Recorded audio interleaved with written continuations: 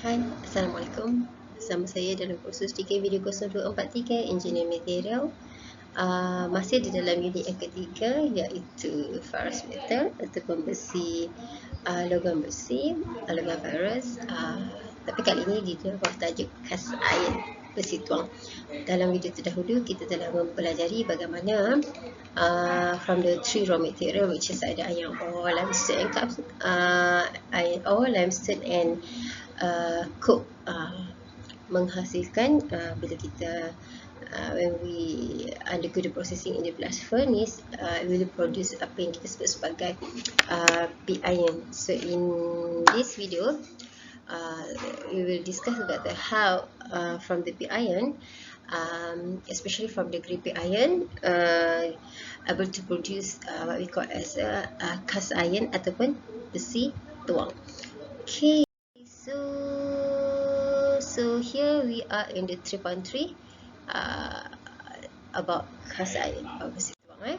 So from the learning ability at the end, for you be able to reproduce, explain the reproduction of the cast iron from the pig iron. So in this video, kita akan menerangkan bagaimana pemprosesan semula pig iron untuk menghasilkan apa yang kita sebut sebagai cast iron lah, which is the learning objective for yang ketiga.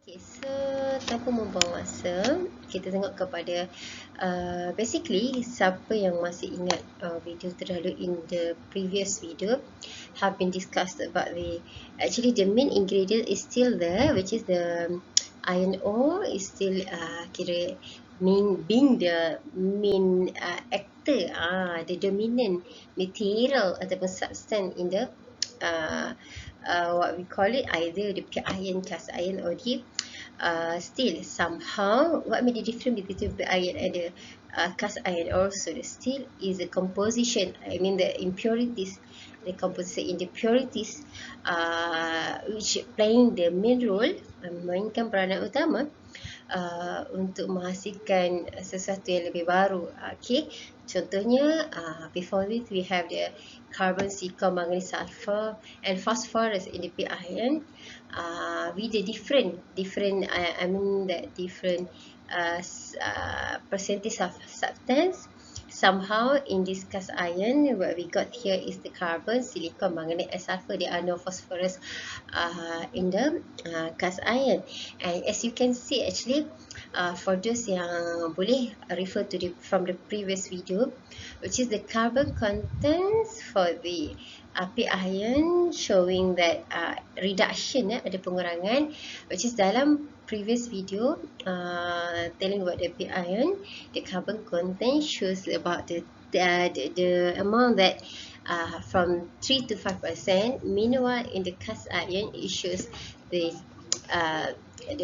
carbon content reduced to 2 to 4% only. Okay, and also if you can see about the silicon, manganese and the sulfur also lah. Okay, selain daripada carbon dalam cast iron, silikon itu memberikan kita kata impact yang agak besar kepada cast iron. Ada dua reason, I mean that the effect atau impact kehadiran silikon ke dalam cast iron, which is satu adalah substitute for carbon. Okay, kalau kita tengok even though nilai carbon itu telah reduce daripada 3 hingga 5% dalam pig iron, bila diproseskan menjadi cast iron kelak it gonna be reduced macam 1% lah range dia kan, yang minimum jadi daripada 3 kepada 2, yang maximum one daripada 5 kepada 4. It shows that the reduction somehow. Okay, bear in mind that carbon ni dalam logam memberikan sifat keras kepada kita punya logam lah, which is secara basically sifat itu sebenarnya dituntut sebenarnya dalam logam ni kan. Jadi kalau you tengok kepada something where ada reduction kat sini, so is that bermaksud reduction dari segi dia punya what we call it hardness juga kan, sifat keras and strength dia. Okay, hardness and strength will be reduced lah because the number of carbon here was reduced from 3 to 5 kepada 2 to 4. Somehow, don't get worried because of selain daripada carbon, the silicon over here, as stated over here, substitute for carbon. Dia boleh menggantikan nilai carbon tersebut. Dia boleh menggantikan apa yang what we call it, sifat keras yang offered by carbon. Jadi even though dia reduce, the number of carbon was reduced. Okay, bagusnya bila nilai carbon itu kurang, maka kita akan, logam itu akan ada reduction dari segi risiko to be returned. Kita maksudnya logam tersebut ada kita kata ada what we call it as kurang risiko untuk patah rapuh, which is very good, very good. Somehow setiap sesuatu tu ada positif and negatif. Okay, negatifnya, yes, it reduce the tendency towards brittleness. Somehow it also reduce the tendency to hardness and strength. So macam ni so dua-dua ada kesan. Okay, but don't worry so much because of the silicon was there.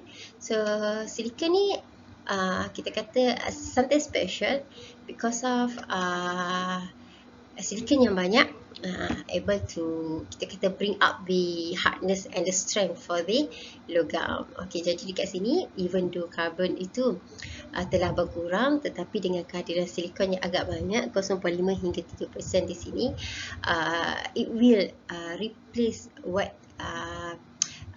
reduced by the carbon, which is nilai hardness and strength itu sebenarnya masih kekal disebabkan oleh silikon yang banyak. Itu yang pertama.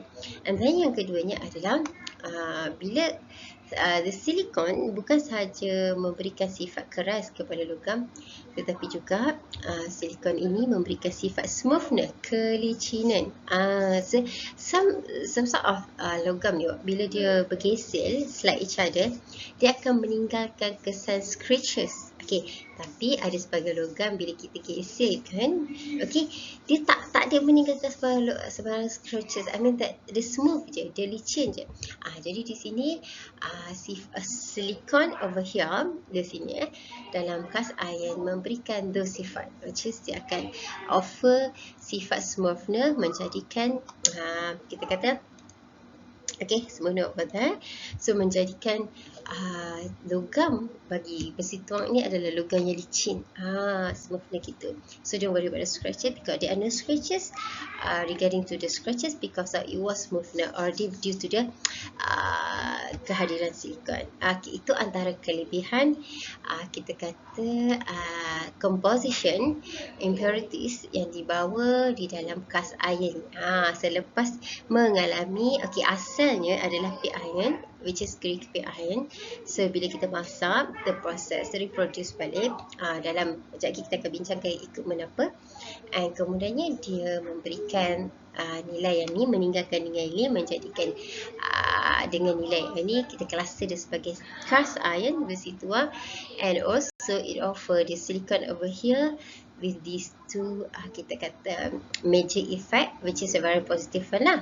Okay, so ini adalah equipment di mana kita masak kita punya grey cast iron untuk bentuk menukar grey cast iron tu kepada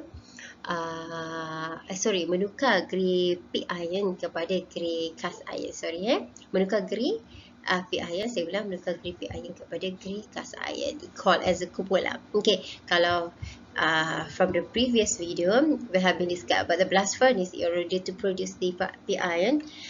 So in this video we are discuss about the cupola furnace in order to produce the cast iron. Okay, what may the difference between blast furnace and cupola furnace ni is umpama langit dengan bumi lah. Itu kita cerita So because of the blast furnace, very big in size. Meanwhile, cupola furnace, very small one lah. So if you look at the diameter for cupola furnace, only 2 meter in the diameter. Meanwhile, for the height pula, dalam anggaran estimation 8 to 10 meter only. And obviously dengan like this small size, it gonna be what we call it only can produce 8 tons for cast iron in 1 hour. So 8 tons sejam sahaja.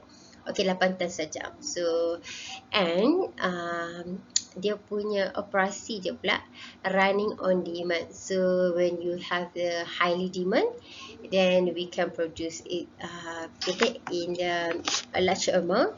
When we don't have any demand, so we can reduce the production lah, macam gitulah. So why it running on demand? Because of not all the application memerlukan besi tuang, macam gitu because tidak semua application memerlukan besi tuang kalau kita compare dengan pig iron ni. Even though maybe ada yang macam confused kan, tak ada pun kita dengar pig iron kat pasaran. Ingat betul, because there are no pig iron directly used in the engineering ataupun any field and commercial lah. Okay, somehow the pig iron is the main ingredient untuk menghasilkan steel. So kalau kita sebut steel tu, ada tak sehari what we call it processing without steel? So macam susah kita nak cakap kan. There are no such way of that, because kita nampak construction keep berjalan, household product keep berjalan, transportation keep berjalan, building hari-hari dekat world about ini kita dihasilkan parts from metal, from the steel. So there are lots of steel what we call it produce needed in order to produce product, kita buat variety of product lah kan. Jadi so that's why pig iron punya demand itu sangat tinggi. Tetapi kalau cast iron ni very selective. Okay, bukan semua produk menggunakan those cast iron. Macam gitulah.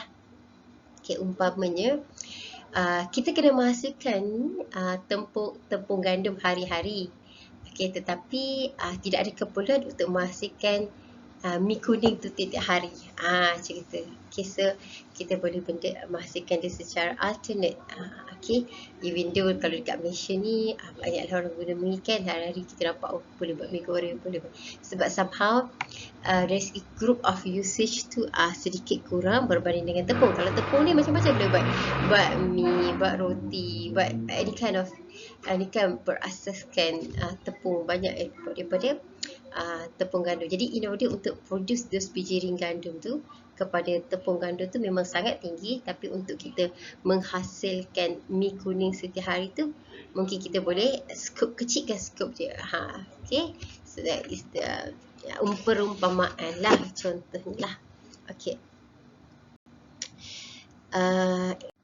so in this slide we discuss about the how from the grey pig iron. Okay, GPI consists of GPI stands for grey pig iron. Is the singkatan yang saya gunakan lah. Okay, GPI, grey pig iron into cast iron. Okay, first thing first, kita ambil grey pig iron, and then kemudiannya seperti typical proses pembuatan yang lain, we need to prepare the raw material first kan. Prepare the raw material by what? By cutting the grey pig iron into minimum sekurang-kurangnya 30 cm length, and then dalam kita punya cupola furnace, pastikan kita dah letak cook siap-siap arang batu.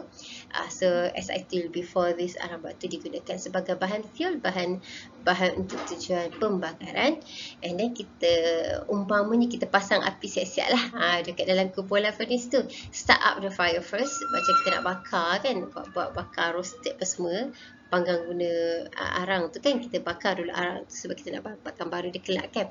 In this way, kita akan bakar dulu arang ni in order untuk kita start up the fire, and then kemudiannya barulah kita akan charging, kita akan masukkan kita punya raw material. Raw material kita untuk masukkan kas air ni adalah mainly stand off grey pig iron. Okay, tetapi disebabkan oleh di dalam kita punya cupola furnace, if you look at here, cupola furnace ni kita kena masukkan material dia layer by layer. Because of, kenapa layer by layer? Kenapa kita tak boleh masuk down macam gitu? Because of there are no such way of the, kita kata stirring method. Tidak ada kaedah untuk kita mengacau di dalam, kacau lah, I mean that senduk lah untuk kita kacau properly, mix them well in the cupola furnace.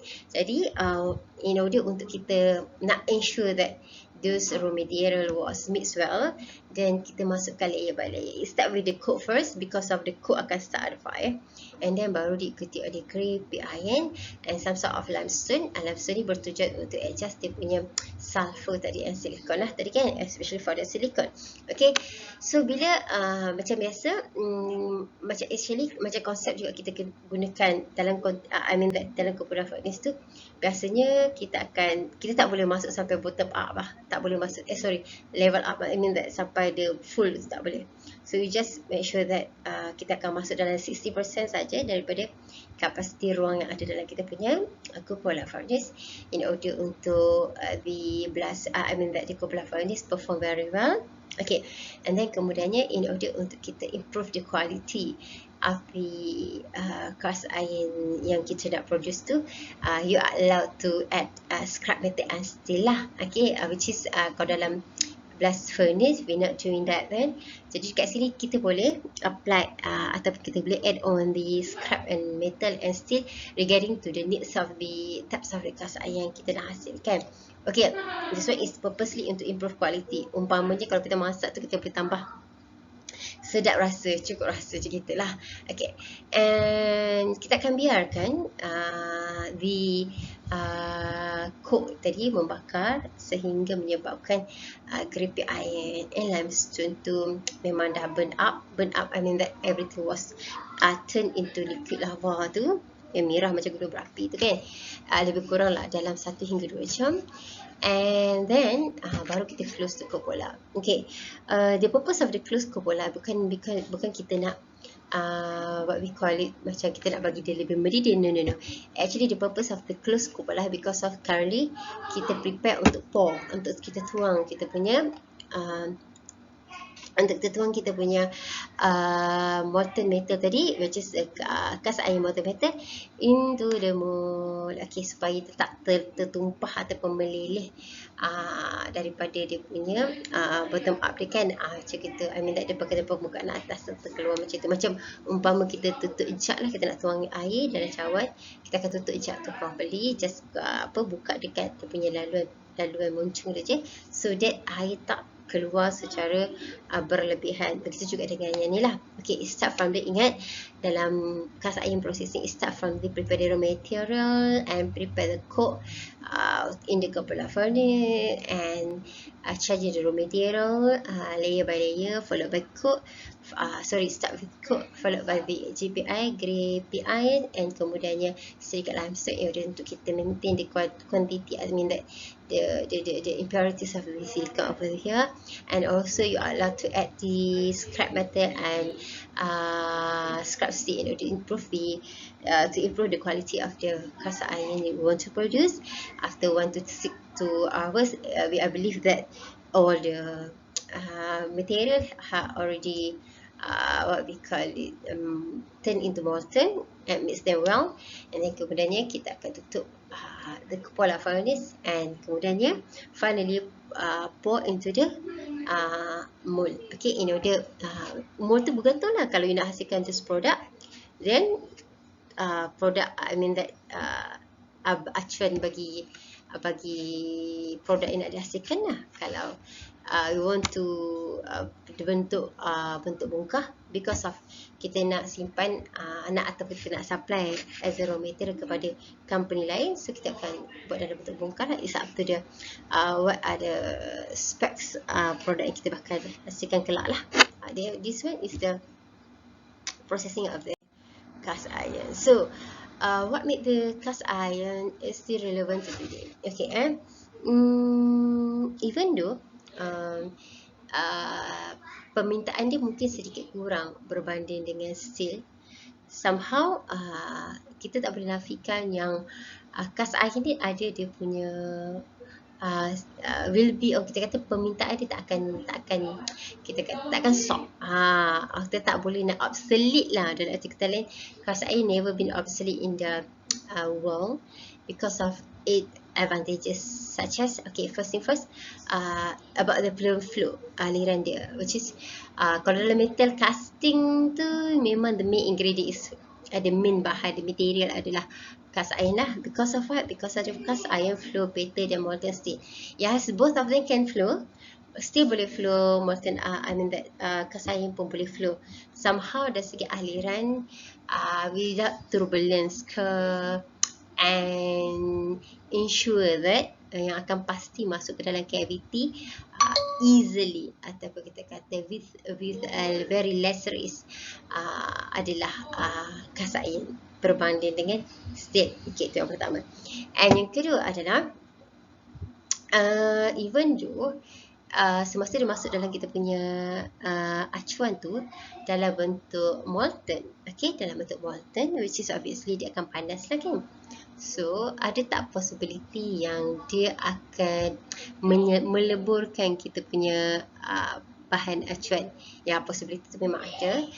Somehow bagusnya cast iron ni adalah dia kurang reaction dengan molten material. Sebab semasa dalam furnace, dia punya melting temperature dia actually lebih high, lagi tinggi berbanding dengan masa pouring. Sebab once dia keluar je daripada furnace tu, bila dia bertindak balas dengan environment, suhu bilik, suhu di mana dia dikeluarkan, suhu open air punya suhu, automatically dia akan menerima reduction temperature. Okay, reduction temperature, but somehow still dalam keadaan liquidus, dalam keadaan cair, yang membolehkan dia dituang masuk ke dalam acuan easily. Okay, obviously molten metal yang masuk tu dalam keadaan yang kita kata dalam keadaan yang panas. So for those yang learn about the thermal expansion, knowing that logam itu mengembang apabila dia panas and mengecut apabila dia sejuk. Okay, so the risiko bila logam terkecut adalah, ada tak possibility yang logam terkecut lebih kecut daripada saiz yang kita nak dihasilkan? Ada ya. Okay, memang there was the risk bila kita bercakap tentang suhu panas, suhu sejuk ni. I mean that mengembang, thermal expansion lah. Okay, mengembang apabila dia panas, mengecut apabila dia sejuk. Because of they are exposed to the possibility that kecutan itu akan menyebabkan dia lari daripada saiz asalnya kan. Okay, tetapi itu semua dipengaruhi oleh keupayaan logam tersendiri. Okay, for molten, that cast iron, yes, there is shrinkage. Somehow the shrinkage degrees itu sangat kecil, sangat minimal. Okay, so kita boleh cover lah dengan isu kita besarkan sikit dari segi dia punya tolerance semasa kita hasilkan those acuan lah. Okay, and bila dia solidified in the mold, okay, the strength yang terhasil, part yang dihasilkan itu having high strength part, high strength lah. And strength itu kalau kita compare dengan machine part, sama je. Okay, can close to machine dimension. So high strength part, somehow at the end you dapat hasilkan part with dengan saiz yang hampir sama macam mana kita dapat dengan machining. Maksudnya tak banyak pengecutan lah. Gitulah. And last but not least, even though high strength part, somehow it still allowed for the metal, the cast iron to be machined when necessary. Okay, jadi kalau kita dah keluar daripada acuan, you want to adjust, mungkin nak trim sikit, nak grind, nak buat the butter parting line ke, ataupun because of the oversize you want to reduce some size, then you can easily machine lah, tak ada issue. Okay, that was the advantages of recast iron. Yang nombor 6 tu, yang last kali tu, kita boleh consider as a kelemahan dia sikit lah. Okay. Okay, look at here. Okay. Kita membincangkan tentang, dalam slide ini kita membincangkan tentang jenis-jenis cast iron lah. Typical cast iron adalah grey cast iron. So when you talk about the identity of the cast iron, so we talk about the grey cast iron lah. So grey cast iron ni kalau kita tengok kat sini dia murah, low melting temperature dengan suhu 1145 to 1200 degrees C. And obviously once kita merujuk kepada slide sebelum ni mengatakan bahawasanya molten cast iron flow better than molten C. Yes, fluidity, grey cast iron offer a very good fluidity. Fluidity maksud keberaliran ya, semasa dalam keadaan molten state, and also easily to machine lah. Itu untuk grey cast iron. Kalau kita nak higher than that, I mean that nak menghasilkan lebih quality of the cast iron, high quality cast iron, we can produce the high duty cast iron and also alloy cast iron. This one is special one. It's like macam grey cast iron but somehow add with the special ingredient which is boleh menyebabkan cast iron tadi tahan kepada fire. I mean that fireproofness maksudnya tak kalis api lah, tak terbakar dalam api, high fireproofness, and also tidak balas terhadap asid, tidak ada kesan dan sebagainya, because of it has apa yang disebut sebagai acid proofness ataupun resistant, and semua itu diberikan oleh disebabkan oleh kita telah menambah special ingredient di dalam kita punya penghasilan grey cast iron semasa dalam kumpulan furnace tadi. And yang ni pula, yang ketiga ada chill cast iron, besi tuang terdingin. Kita sebut sebagai besi tuang terdingin. Kalau kita compare dengan grey cast iron over here, this one is a grey cast iron. Actually almost the same lah, benda yang sama je, yang sama sahaja. Saya ulang, yang sama. So what made it different?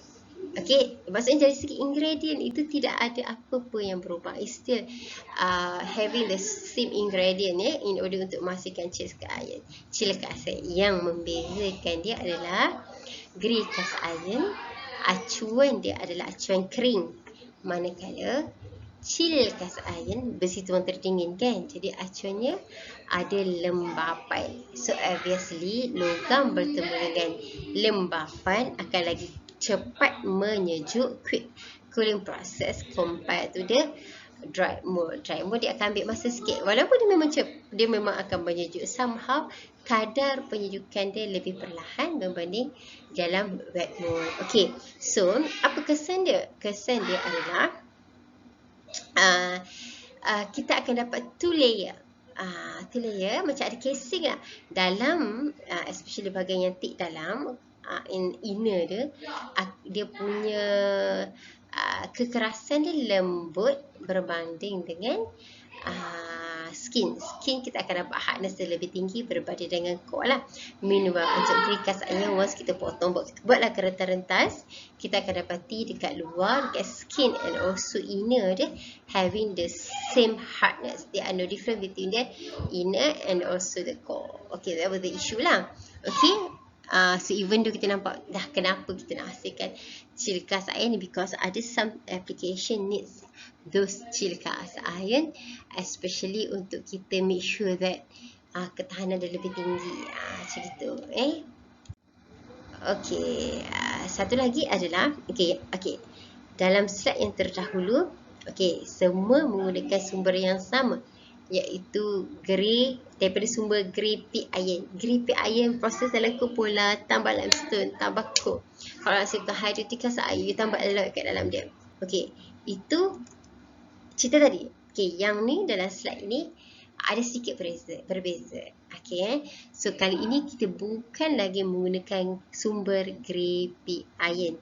Sebaliknya kita menggunakan sumber daripada white pig iron. Okay, tapi obviously sebenarnya white pig iron main agenda dia adalah untuk menghasilkan steel. Okay, untuk menghasilkan steel. Dah kenapa kali ini dia menghasilkan cast iron pula. Tetapi special yang cast iron kali ini adalah cast iron boleh temper. Okay, cast iron boleh temper. Satu sifat utama yang perlu ada adalah dia perlu lembut, perlu mulung. Kalau daripada grey pig iron memang tak boleh bermimpi. Memang awak susah nak dapat those sifat mulu tersebut. Jadi nak tak nak, kita kena pinjam daripada white pig iron as a main ingredient. Okay, so itu yang pertama. Yang keduanya adalah dia memerlukan equipment khas yang kita sebut sebagai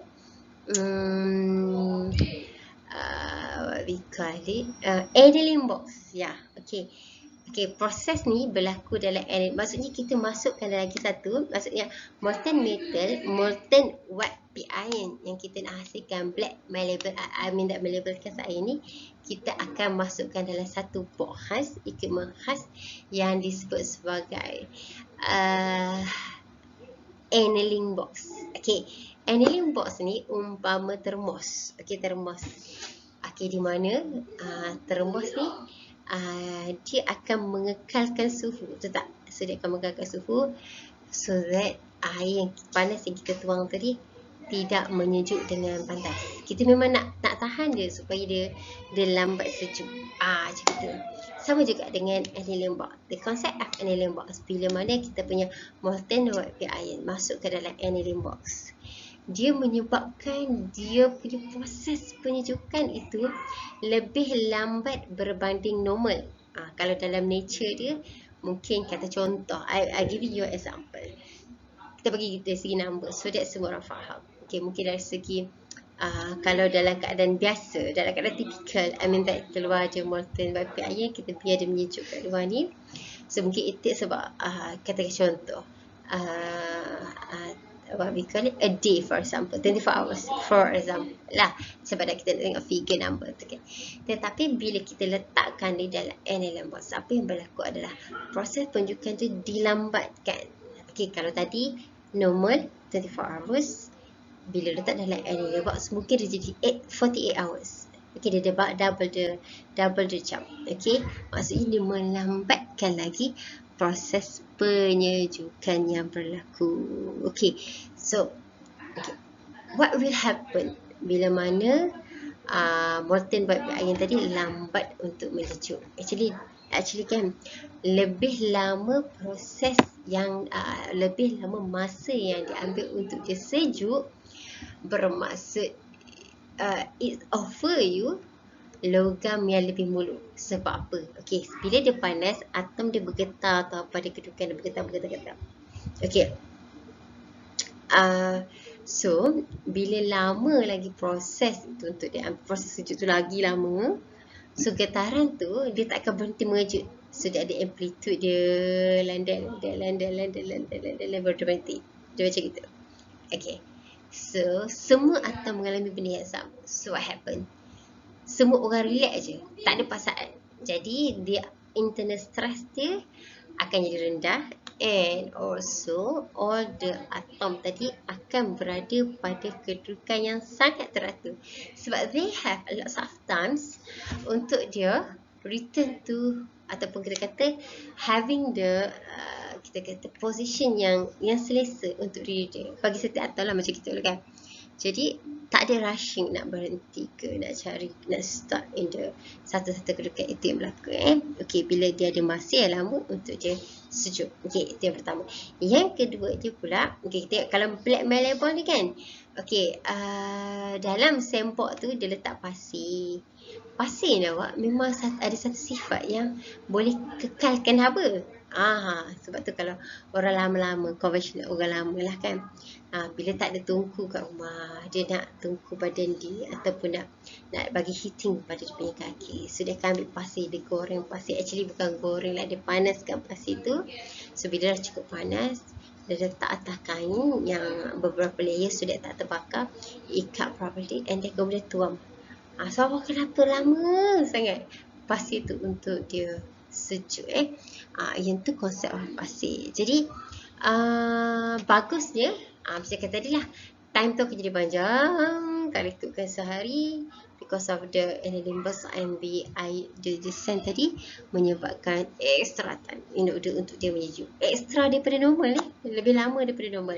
Okey, jadi apa yang berlaku adalah hasilnya carbon, that you punya cast iron, malleable cast iron akan jadi mulu berbanding dengan cast iron yang lain. Okey, yang ni kalau kita tengok asal tiba-tiba dia kata no decarbonizing.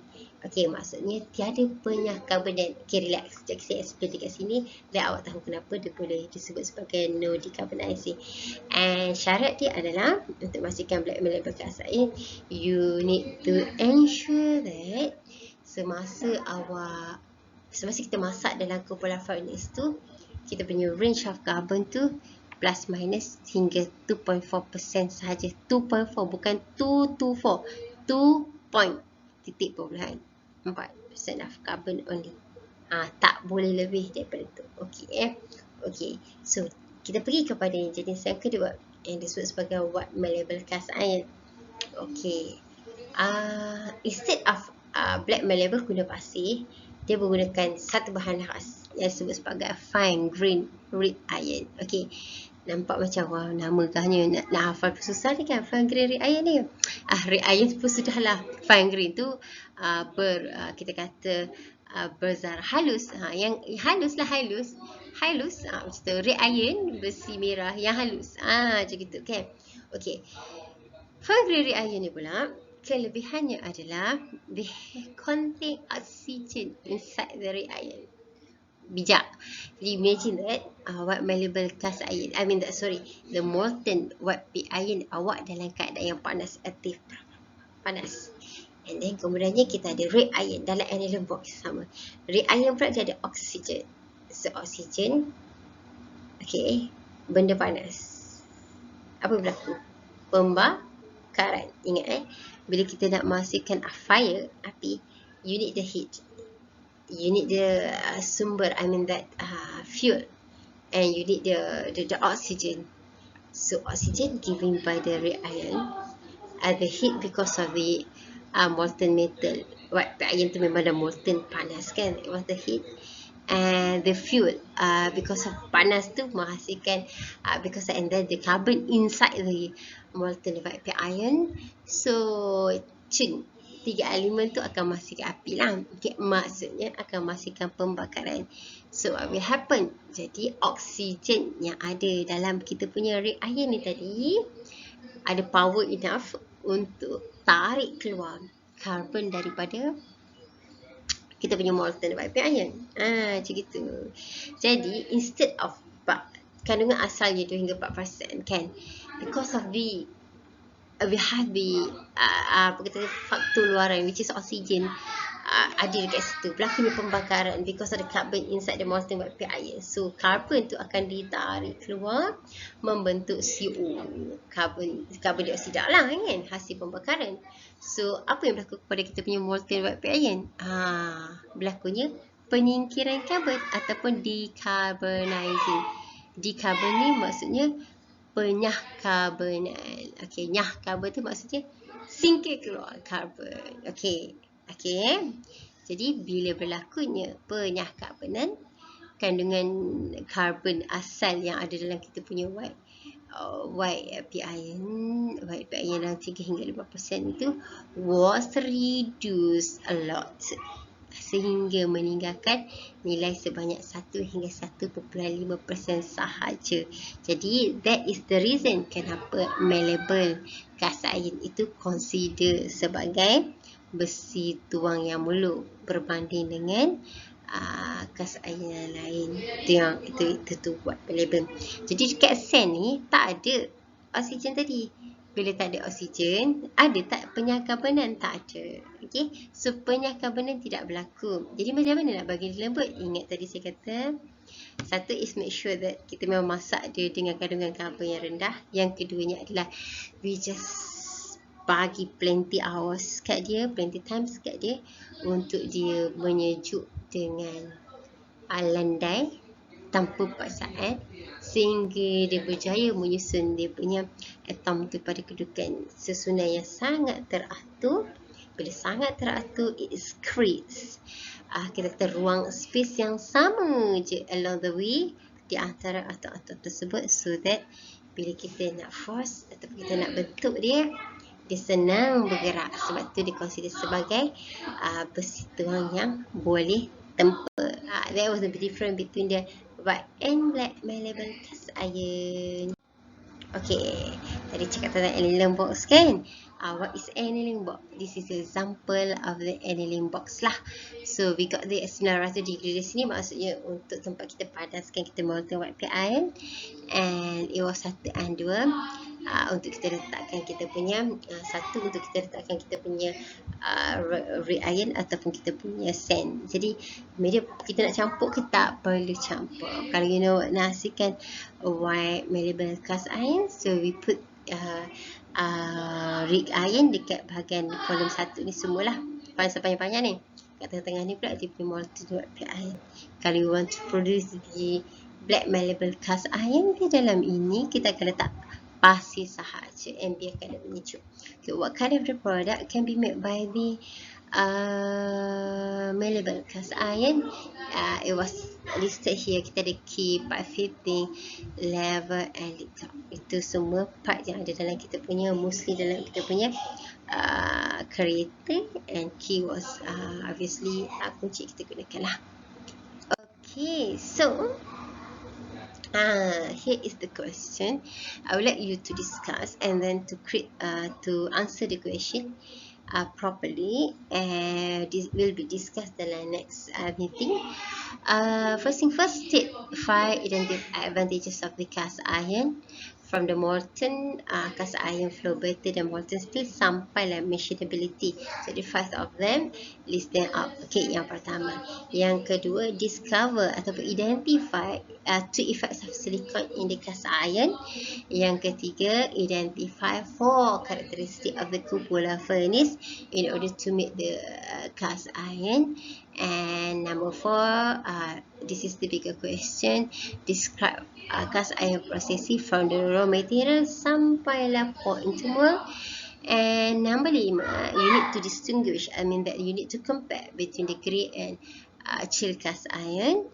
And number 6, last but not least, is you need to do comparison between the white and black malleable cast iron. Okay, so answer the question properly and get all the answer in this video, and then we will discuss in our next meeting. Till then, bye. See you in the next video. Bye. Assalamualaikum.